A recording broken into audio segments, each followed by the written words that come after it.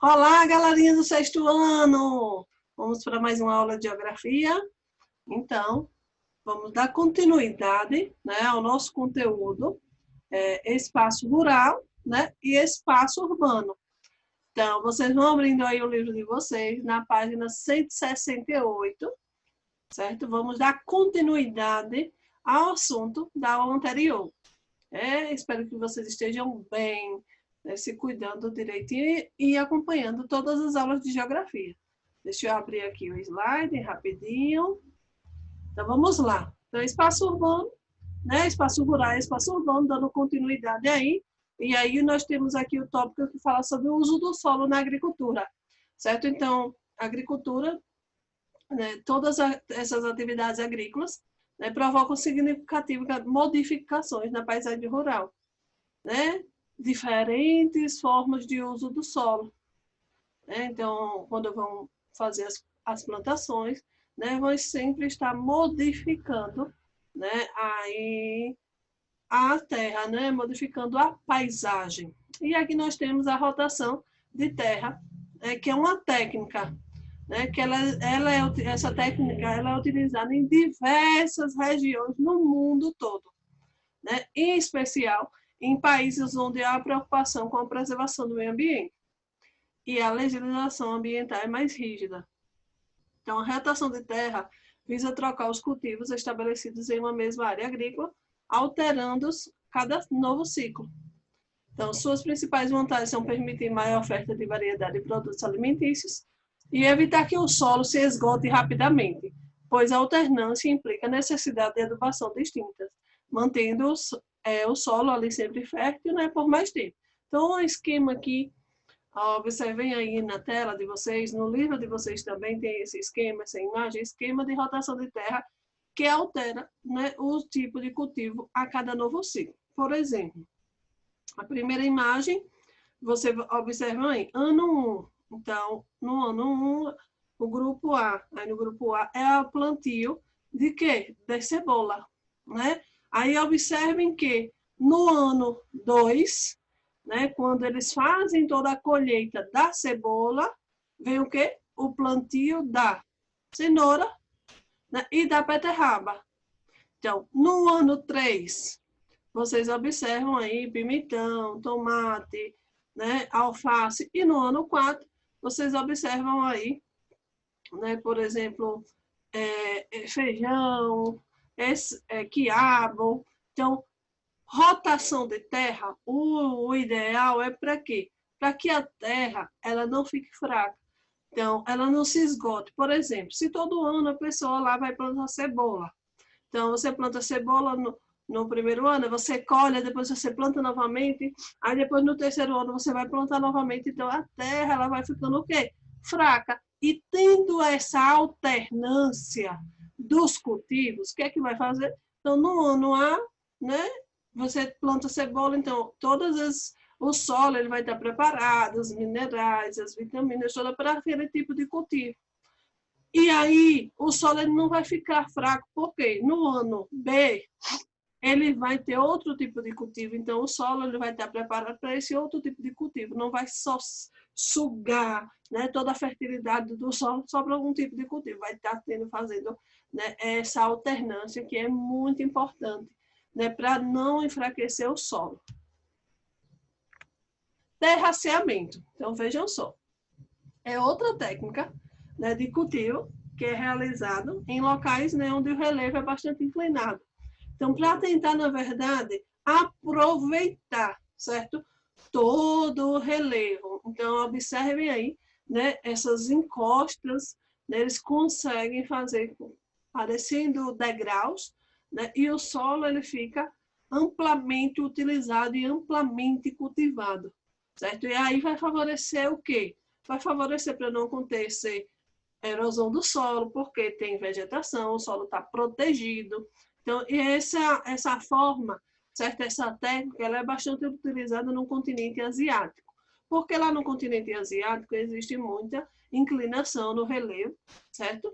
E aí eles tentam aproveitar o máximo possível da terra para plantar em forma de terraceamento. E aí aproveitando a terra, certo? Além de aproveitar a terra, ele vai conseguir controlar a erosão, certo? Porque a erosão é como é que é causada pela erosão, vocês já sabem. Erosão é quando o solo ele está desprotegido. Então, a ação da água, da chuva, do vento, vai fazer o quê? Com que esse solo ele fique mais enfraquecido e aconteça um deslizamento de terra, aconteça, né, essa erosão. Irrigação na agricultura, né, também outra técnica utilizada, né, a depender, né, da localização, certo? Que a agricultura consegue, né, ter esse sistema, né?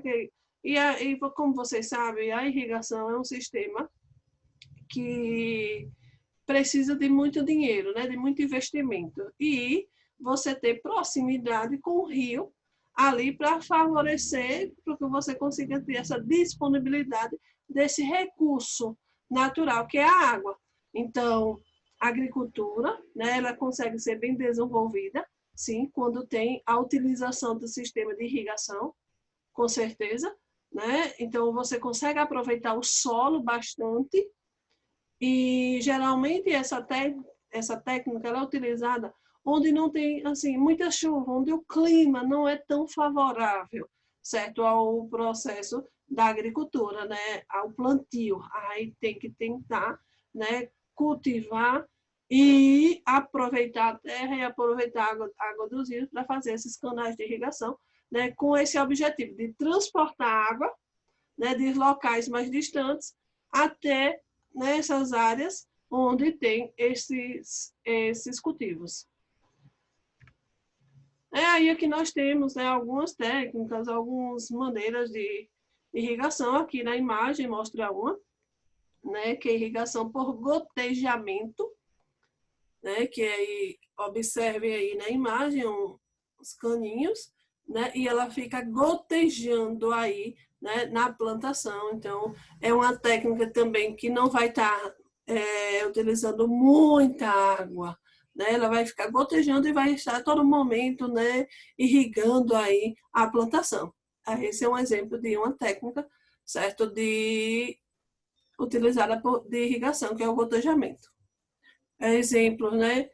Atualmente, em locais onde as chuvas são abundantes, é comum o uso de sistema superficial, que consiste na atualização da água disposta à superfície do solo.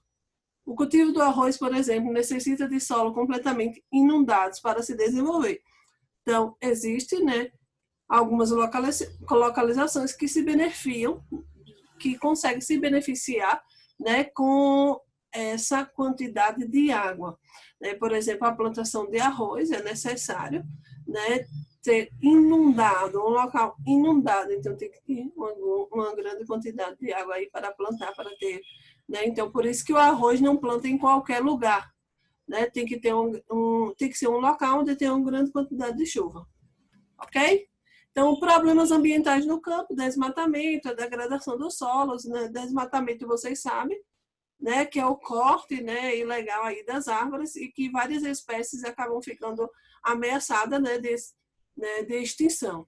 A degradação do solo são técnicas, né, inadequadas de uso do solo. Por exemplo, desmatamento, irrigação sem os devidos cuidados, poluição por agrotóxico e erosão é algum dos problemas responsáveis pela degradação do solo. Então, são técnicas, são uso, né, que o ser humano usa inadequadamente, né, o solo, usando, eu digo que usando e abusando sem pensar no amanhã, sem pensar no futuro, né? E aí o solo ele fica assim, acabando, né, degradando aí, ficando fraco, né, dificultando com que tenha uma boa produção. E aqui nós temos, né, um exemplo, não sei se vocês já ouviram aquele ditado que diz assim: água mole, pedra dura, tanto bate até que fura. Então, aqui é um exemplo da ação destruidora de uma gota de água. Então, se você tem um local, né, sem vegetação e vai sempre estar chovendo ali, o solo desprotegido, como vocês observam aí a imagem, então, no início, você vê o quê? No início de uma chuva, um solo encharcado, O terceiro aí, com o impacto da gota, pingos da lama são lançados em todas as direções. Vocês observam que a água ela já, né, sobe. No local do impacto, abre-se uma pequena cratera. Então, a mesma coisa, se você tem na sua casa, um exemplo, no quintal da sua casa, um jardim com cobertura vegetal, com um matinho em cima, você joga um balde de água, a vegetação ela vai o quê? Sugar. Ela vai filtrar. Se você não tem essa vegetação, joga um balde de água para você ver como é que fica. Então, vai logo acontecer uma pequena cratera, um pequeno buraquinho, e aí é um exemplo da degradação do solo, certo? Vai acumulando aí esse material e acontecendo, né, uma erosão, acontecendo vários e vários desastres aí ambientais e naturais. Esse é um exemplo. Efeitos da erosão, como eu falei, por exemplo, posso citar o exemplo que eu dei para vocês agora. Então, com vegetação, né, o solo vai estar protegido, então vai ser menor, né, essa degradação. Sem vegetação, vai acontecer erosão com maior facilidade e essa erosão vai gerar vários e vários problemas ambientais, porque o solo vai acontecer o empobrecimento do solo, né? Outro exemplo é como vocês observam aí na imagem, as vossorocas, né? Essas aberturas dessas crateras que acaba, né, causando aí essa degradação, né? Eu digo que é uso e abuso sem pensar no amanhã, o ser humano, as ações do ser humano sem pensar no futuro, que aí tem todas essas consequências ambientais. E aqui nós temos outro ponto, efeitos das queimadas, né? Em vários locais do mundo, costuma-se queimar vegetação natural para a utilização do solo. Essa técnica é empregada tradicionalmente por diversos povos, visando beneficiar o solo, pois assim são os acréscimos de nutrientes. No entanto, se realizada de maneira descontrolada e sem respeitar o seu período de descanso necessário, as queimadas passam a ser prejudiciais. O fogo elimina os micro-organismos, insetos, resíduos vegetais, deixando o solo descoberto e sujeito à erosão. É o caso da queimada da colheita de cana-de-açúcar. Então, vejam só, antigamente, né, as pessoas queimavam muito. Eles, por exemplo, plantou milho, colheu o milho, eles faziam o quê? Com aquele resto ali do milho, eles queimavam. Né? Mas aquela queimada, vejam só, entra aí na cabecinha de vocês. Aquela queimada, o que acontecia? Tinha um descanso, ficava cinzas no solo, então tinha um período de descanso de 6 meses e 4 meses, e aí, né, estava favorecendo, porque eles tinham a terra, ela conseguia descansar, e as cinzas, né, tinham o acréscimo dos nutrientes. Mas o que acontece hoje? Acontecem as queimadas e automaticamente o homem já está plantando novamente. Então, o que acontece? Não tem descanso do solo, então acaba sendo o quê? Prejudicial, porque vai eliminar todos os micro-organismos, todos os resíduos vegetais. E aí o solo vai ficar, né, enfraquecido, porque você está queimando, certo? Então, fertilizantes químicos e agrotóxicos são os... É bem comentado, né, quando vocês assistem o jornal, falam sempre, né, dos agrotóxicos. Né? Então, são empregados para combater e controlar, né, ervas daninhas, insetos, bactérias, fungos e outros seres vivos, chamados popularmente de pragas. Tem importante papel na produção agrícola mundial. Então, a erva daninha é espécie vegetal indesejável que nasce na plantação e utiliza a água e os nutrientes do solo. Então, os agrotóxicos, né, são venenos, são produtos químicos que são usados para combater, né, para tentar controlar todas essas questões, né, todas essas pragas que chegam aí, né, na plantação. E aí tem várias substâncias, né, que os agrotóxicos acabam sendo muito prejudiciais para os seres humanos e os animais, certo? Então, com essa frequência, né, com o uso contínuo, acaba que as pragas acabam evoluindo, tornando-se mais resistentes a esses agrotóxicos. Então, para combater essa resistência, acaba tendo que aumentar a dose, né? E a potência desses venenos são aumentados sempre. E aí, mais uma vez, prejudicando nossa saúde, né? Porque nós estamos consumindo o produto que é, né, plantado, né, no campo, certo? Então, é assim, um pouco complicado, e aí o povo diz assim, de onde é que está surgindo tanta doença? É tudo que a gente consome. Na verdade, né, tem todo, por trás de todo o produto que nós consumimos, tem todo um produto químico aí, que nós não sabemos que se estão utilizando agrotóxico ou não, né, e diversos e N fatores que acabam prejudicando a nossa saúde. Em muitos países, fertilizantes químicos e agrotóxicos estão dando lugar a novas técnicas e produtos. Aqui nós temos a imagem, né, um avião agrícola, faz aplicação de fungicidas na plantação de milho. Então, utilização, né, de agrotóxicos na plantação de milho. Como vocês já sabem, uma técnica de controle de pragas. E aí vocês observam como é a tecnologia, a modernização, né, um avião específico para fazer essa aplicação, né? Então, vamos lá. Impactos ambientais resultantes da irrigação. Há muito tempo, os seres humanos empregam recursos hídricos na atividade agrícola. Diferentes sociedades desenvolveram sistemas de irrigação com o objetivo de aumentar a produção de alimentos em áreas com escassez de água. O aperfeiçoamento dessa técnica proporcionou a construção de canais de distribuição que conduzem a água dos rios até as plantações.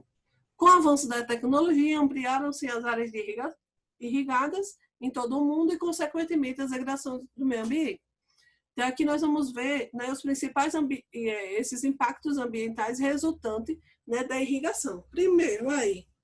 Primeiro, então, alagamento ou encharcamento das áreas de cultivo, como frequência do uso de técnicas inadequadas. Eutrofização, ou seja, acúmulo de fertilizante nos rios que abastecem as áreas das plantações.